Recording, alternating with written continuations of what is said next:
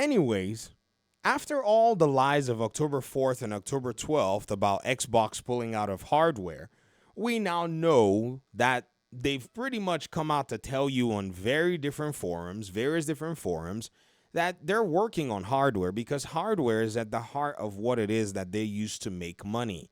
And look at these companies, and it's hard for me to decipher how they'll throw away a tool of making money for some arbitrary, fantastical nonsense being talked about on the pockets of the internet.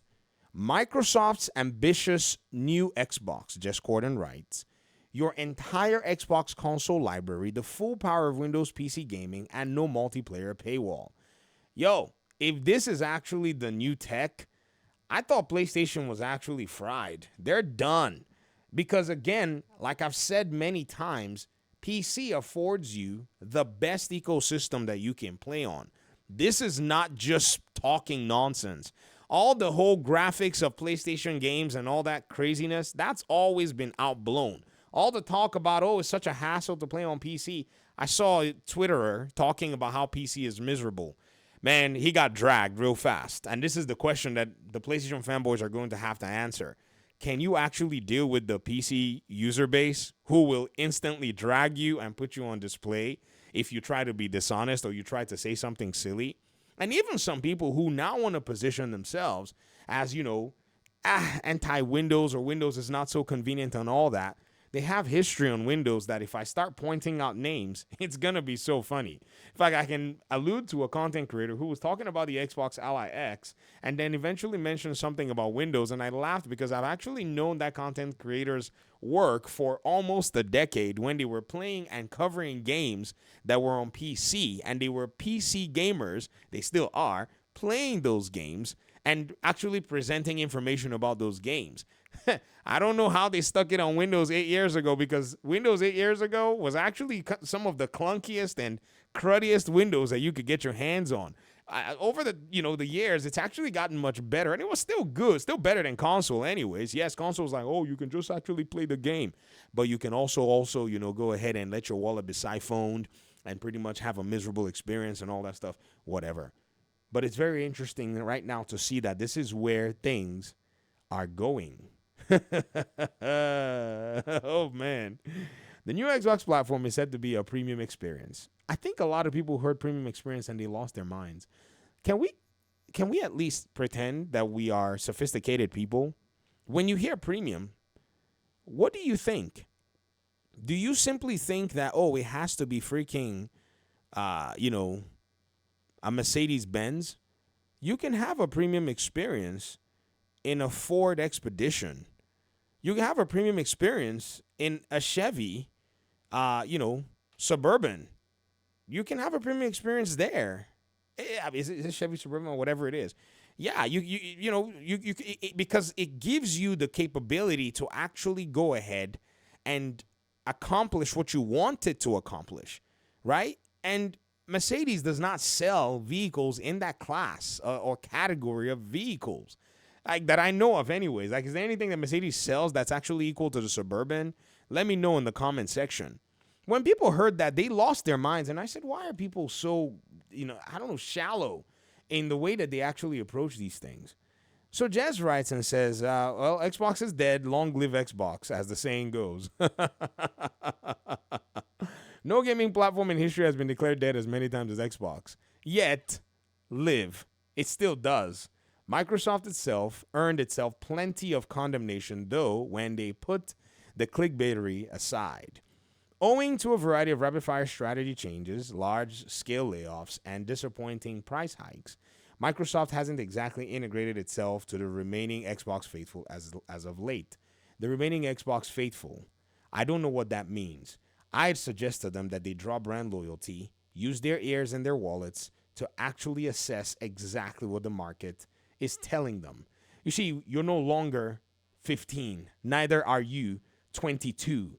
Grow up! Another wave of Xbox's Doom declaration dropped as Halo was finally announced. Let's talk about this hardware, man. Forget all this stuff. Microsoft's Xbox platform has more support from Japanese developers than ever. Play Anywhere is catching on. We get it. Combined from public sentiment and information from our sources, The form the next Xbox will take is starting to take shape. Here's what you need to know and prepare for the coming years ahead. Welcome to PC, guys. I'm really happy for y'all. What we know, the next gen Xbox from Microsoft will be a curated Windows gaming PC. Complete with your full native console library. Xbox CEO Phil Spencer has been teasing for years what next gen will look like for Xbox, as people wondered exactly how this strategy might pan out. Last week, Phil Spencer said that people should look at the Xbox Ally, which is an Xbox, for an idea of where Xbox is headed, and we spoke to our trusted sources over the weekend to learn a bit more about what this means. As many of us have come to expect, the next Xbox would indeed run full-bore Windows, with a TV-optimized console-style experience layered on top. Microsoft decided to sideline its own Xbox handheld plans to go to market with Xbox Ally in partnership with Asus this year to gather feedback on the experience that would essentially power its next wave of console hardware. I'm told they still have plans to make their own Xbox handheld eventually too, which will be an Xbox branded handheld just by themselves with AMD and other partnership. Eventually too, along the lines of the new plan, Xbox President Sarah Bonnet teased a variety of first-party Xbox hardware made in partnership with AMD. What will all of this look like, though? Indeed, the Ally Xbox extension, what Xbox will look like, it is not dissimilar. You guys told me to stop speed reading. Sorry, I started doing that. Breathe.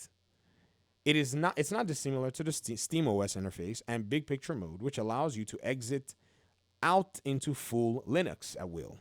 Similarly, the Xbox full screen experience will allow you to exit out of full Windows if you want to and run competing stores like Steam, Epic Games Store, Microsoft's own Battle.net, and Riot Client, and indeed anything else you want. Indeed, you could run Adobe CC or Microsoft Office on an Xbox if you so choose. Where the Xbox console will differ from traditional Windows PC is that it will feel like a traditional Xbox console out of the box. The onboarding experience will be similar to what you get today on console, and if you choose, you can remain fully inside the Xbox ecosystem, never touching Windows itself.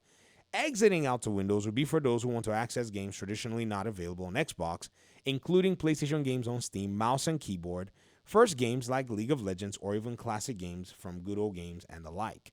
Note that Xbox has an entire ecosystem that's not even, because they acquired Activision Blizzard King, that's not just the Xbox Store, that's Battle.net, which has a series of other video games that are attached to it. So I'm sure this is probably what it is that they're trying to leverage at the end of the day.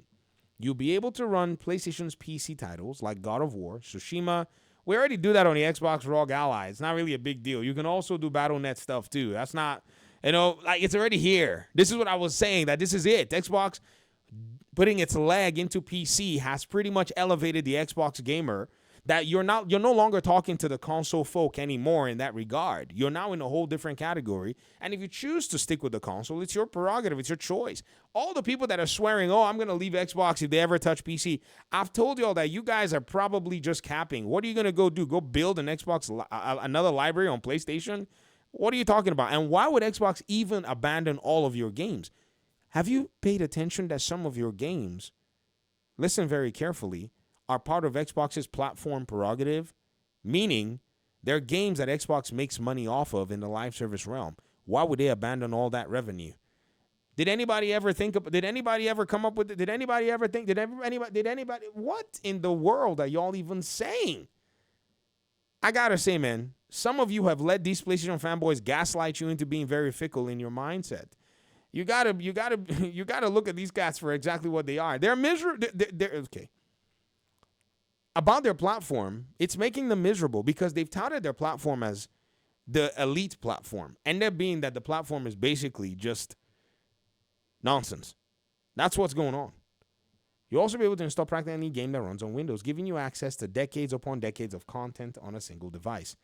You can do that today on an Xbox ROG Ally or any other device that has Windows on there.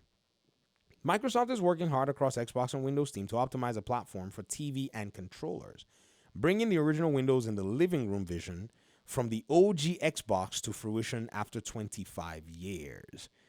Furthermore, thanks to a new silicon from AMD already approved all the way up to CFO Amy Hood and Satya Nadella, the new Xbox will also run all games currently available on the Xbox Series X and S library. This means all the OG Xbox back compat games, all the Xbox 360 back compat games, all the Xbox One back compat games, and all the current and future Xbox Series X and S games. These games will run natively on the new Xbox and launch seamlessly via the Xbox's launcher's library. If this is the case, I am willing to stack up on an Xbox library. Why? Because it means that it becomes an alternative store for me as a PC gamer. Are you listening to me? I am actually platform agnostic as long as you give me a good deal. I am right now eyeing deals that are better on Xbox via the third-party market, because Xbox lets their keys be sold on third parties. Like if I go to the Xbox store right now for this one game that I'm eyeing, right, the game is at full price. But outside of the Xbox store, I'm seeing this game cost basically nothing. And I'm thinking, well, I don't play an Xbox console very much. But if,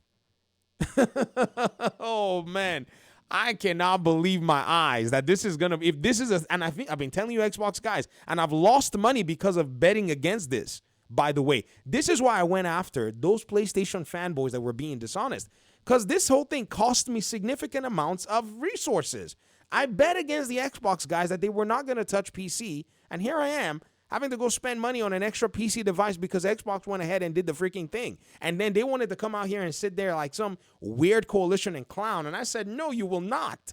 Because this thing costs money. None of you will even put your money where your mouth is. You're all empty vessels just talking nonsense. So some of us that actually want to put our skin in the game and say, you know what? If Xbox goes this route, how can we actually declare that we took an L? So what did I do? I said, guys, if Xbox does this with this handheld thing, not even handheld, we didn't even know what was coming. That's when we put this whole, it wasn't even an official bet. It was just more of a, if this happens, I'll definitely go for it. And voila, I start seeing ads like in May, and I'm thinking, uh-oh, I think I'm probably going to have to go ahead and hold one. And here I am sitting with an extra handheld that, you know, it's nice to have, but ideally, oh my goodness. So I'm not even going to bet against this one, because if I do, it seems like the way Xbox is going, I'm probably going to lose. And this is exactly why you see me staunchly against these lies that are coming from these other places, because this is the pro-consumer way that things need to go. Because guess what? Xbox is like, you know what? You can enjoy the value we provide, or you can enjoy value from other people, but just do it in our own ecosystem, and we're fine with that. I can't argue against that. I'm sorry. Like any new console generation, developers will likely continue supporting the Xbox Series X and S development environment for several years after the new Xbox drops in.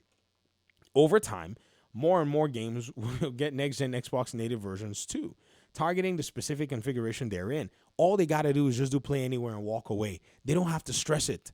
That's it. They've paved the way and made it easy for developers to be able to go ahead and actually develop games that remain timeless, that are not locked to, oh my gosh, the video's over. You say any more and that's it. Don't jinx it. Good night. Peace.